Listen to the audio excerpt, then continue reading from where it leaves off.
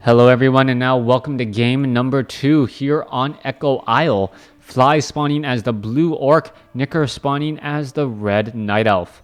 Night elf versus orc here on Echo Isle, game number 2 in the series, as everything is now getting underway.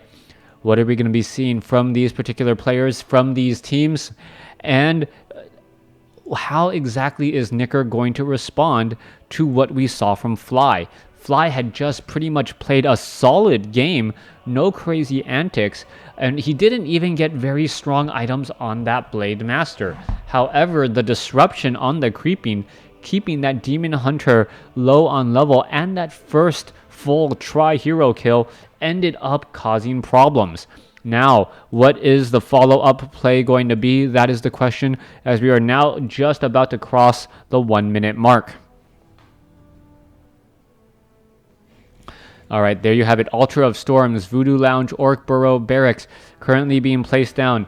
Meanwhile, we can see that the Demon Hunter is being trained. No Ancient of Wonders.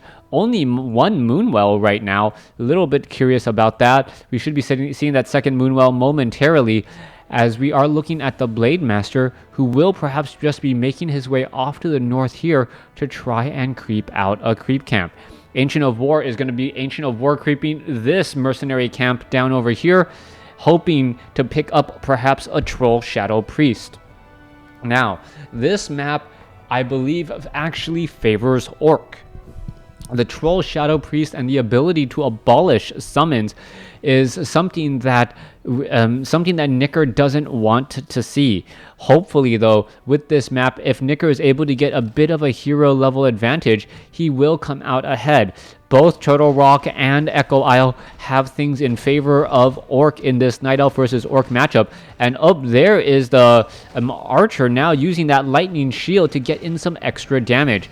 Alright, what we're going to see here is that Demon Hunter going to clean up the rest. Is the Peon going to get the damage or get the killing blow on anything? I don't believe so, as the Demon Hunter, mana burns down the poor unit right there, and now this one Peon just trying to run laps and circles. Nicker currently sitting at level 1. Is he going to get the kill off? There is the mana burn, and the mana burn gets the kill, picks up a Talisman of Evasion, a very nice item, as the Troll Shadow Priest is currently trying to heal the Archer, and the Demon Hunter actually almost does end up getting surrounded back there, and now the Troll Shadow Priest now needs to get away. Alright, this is just really bad. That Blade Master getting in a lot of damage. The Demon Hunter unable to mana burn the Blade Master, preventing him from wind walking, and that was just enough for the Blade Master to get away.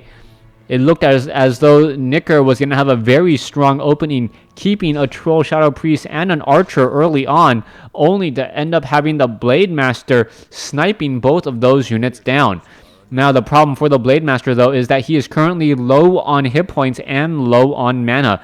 What he would like to be able to do is head back over here, wind walk, take down the Ogre Magi, and then wind walk out. The problem is that the Blade Master, since he was forced to use wind walk earlier, is not able or does not have enough mana to really pull off the necessary trick.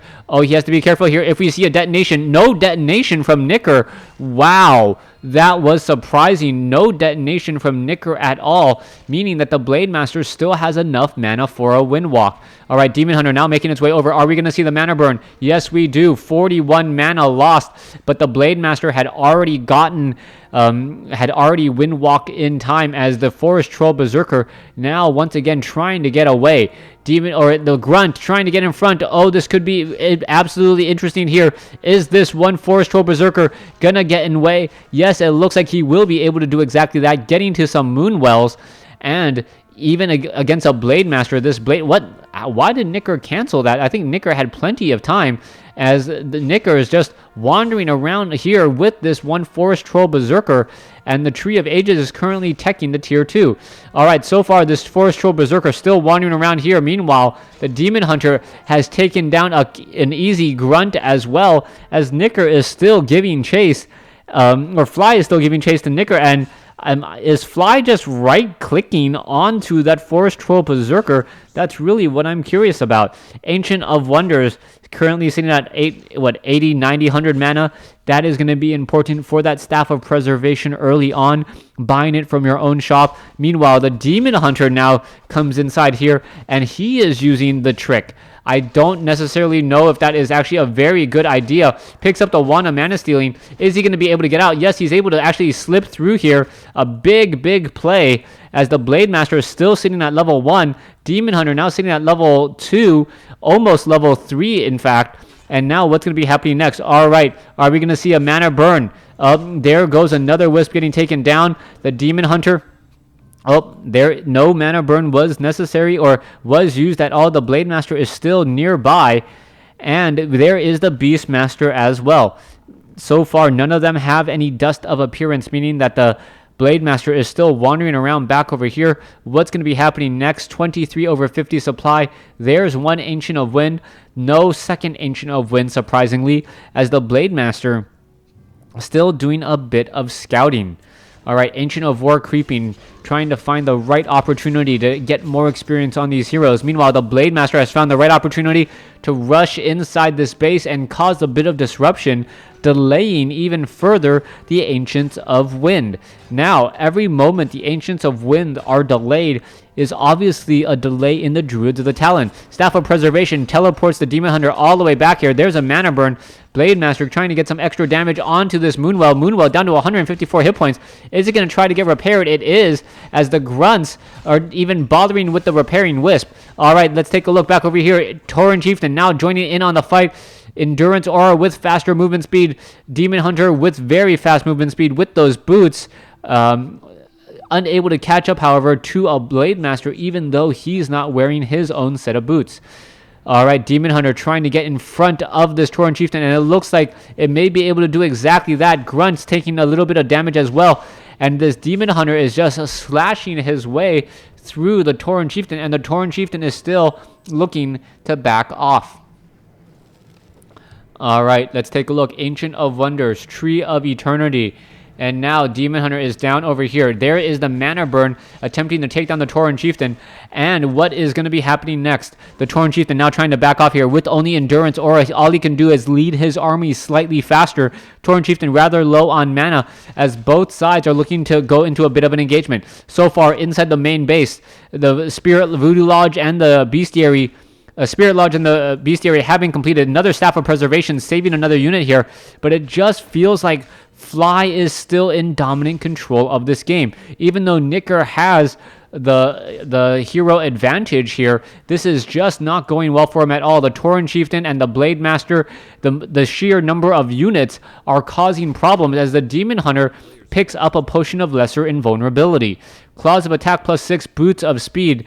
The Blade Master is still wandering around, quite not sure where to go yet, as he may be able to just take down this very, very easy creep camp. Are we going to even see an Ensnare? No, we're not, as I don't believe Ensnare has been researched as of yet. All right, there goes one Troll Berserker. Ogre Mauler could get taken down as well. Meanwhile, it looks like the Red Army is sitting inside his base, trying to stay back at home, trying to lick his wounds, sitting at 28 over 40 supply. There's the double Ancients of Wind, but those were significantly delayed, as you remember, because of the interference by Fly.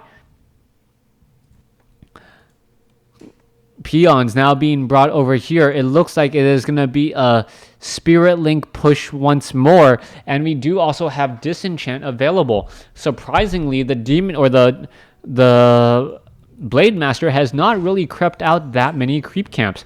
All right, Blade Master now looking to come in here, trying to take down an Ancient of Wind. There is a detonation. Raiders are already in position as well. There's more Spirit Link being cast. And are the Ancients of Wind going to be able to hold up? More Druids of the Talon are being trained, but they are only at Adept training, and that is why I say every second matters in this matchup. Tauren Chieftain sitting at level 2, Blade Master sitting at level 2, and a Staff of Preservation... I believe that was a Staff of Preservation. Yeah, saving a unit there as the Demon Hunter now sitting at level 2. There's a big shockwave. Is the Blade Master going to be able to get away? Down to 2 hit points, and a huge save right there. Wow, Fairy Fire, and that Blade Master so close to falling but it looks like Nicker has fended off the attack. If Nicker had gotten the kill, I would have said that Nicker is now in the driver's seat of this game, able to take control of his own destiny. But so far, with this miraculous save by Fly is still in control, as I believe he has the larger army. 47 over 60 compared to 34 over 50. 13 supply difference between these two sides and these two armies, which is rather big. A 25 to 30% difference in terms of their army once you add in the fact that workers also take supply. Beastmaster sitting at level 2, Demon Hunter sitting at level 3, as the Tauren Chieftain and the Blade Master just going to take this time to try and do a little bit of creeping. The Tauren Chieftain still sitting at level 2 though, the Blade Master sitting at level 2, and the Tauren Chieftain will get closer to level 3, but he will not get to level 3 here, short of a Tome of Experience dropping.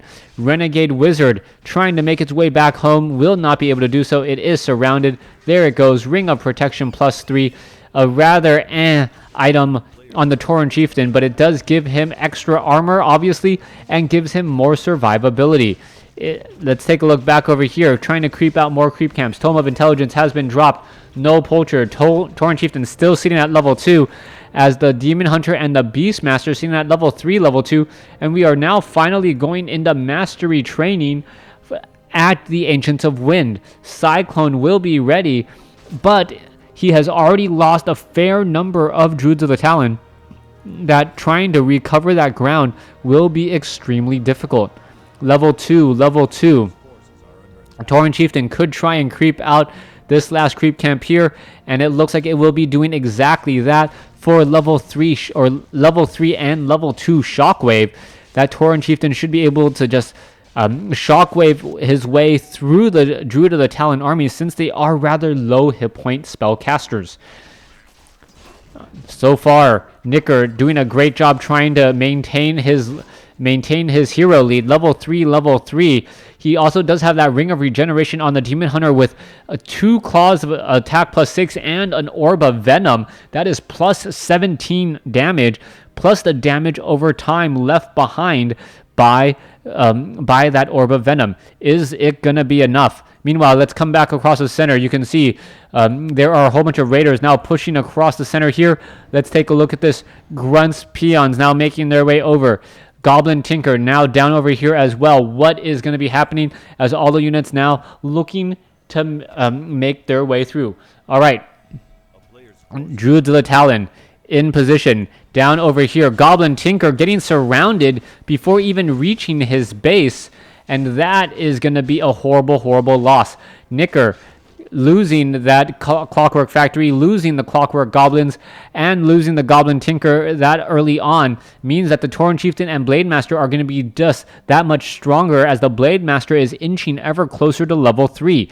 Here we are, Ancient of War, 2 Ancients of Wind, Druids of the Talon are in the back. We should see a lot of Cyclone come in here, but we are fighting inside this base. What's going to be happening? There's one Raider in the air. There is a whole bunch of Fairy Fire. There's some disenchants as the Tauren Chieftain now trying to get up on the side, and is it going to get a Shockwave off? Oh, this is going to be important. If it can get a Shockwave off onto these units, that would be absolutely huge. All right, sitting at 90 mana. I forget the cost of Shockwave. Is it 100?